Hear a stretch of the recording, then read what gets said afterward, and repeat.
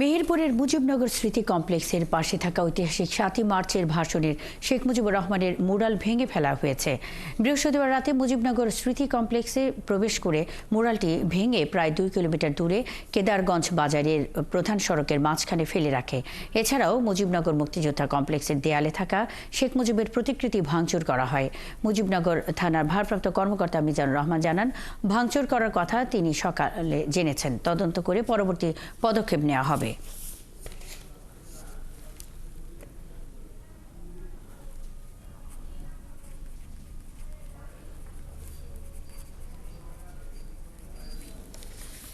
সেখানকার আরো খবর জানাতে আমাদের সাথে যোগ দিচ্ছেন সহকর্মী আসিফ ইকবাল।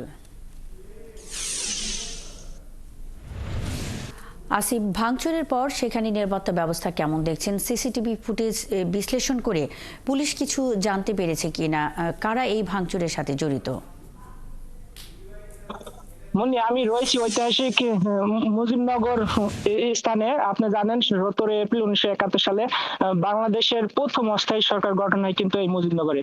এই গঠনের পর কিন্তু এই স্থানটিকে মুক্তিযুদ্ধ স্মৃতি বিজড়িত করার জন্য বিভিন্ন স্থাপনা কিন্তু তৈরি করে বিভিন্ন সরকার।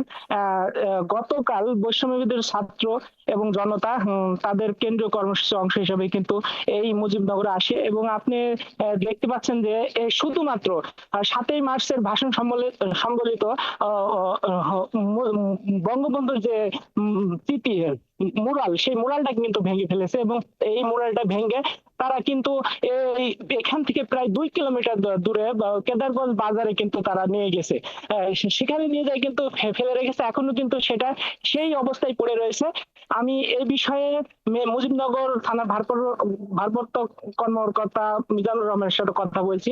তিনি বলছেন যে গতকাল রাতের যে ঘটনা, এই ঘটনা তারা শুনেছেন এবং তারা কিন্তু তদন্ত করছেন এবং তদন্ত করে কিন্তু পরবর্তী পদক্ষেপ কিন্তু তারা নেবেন।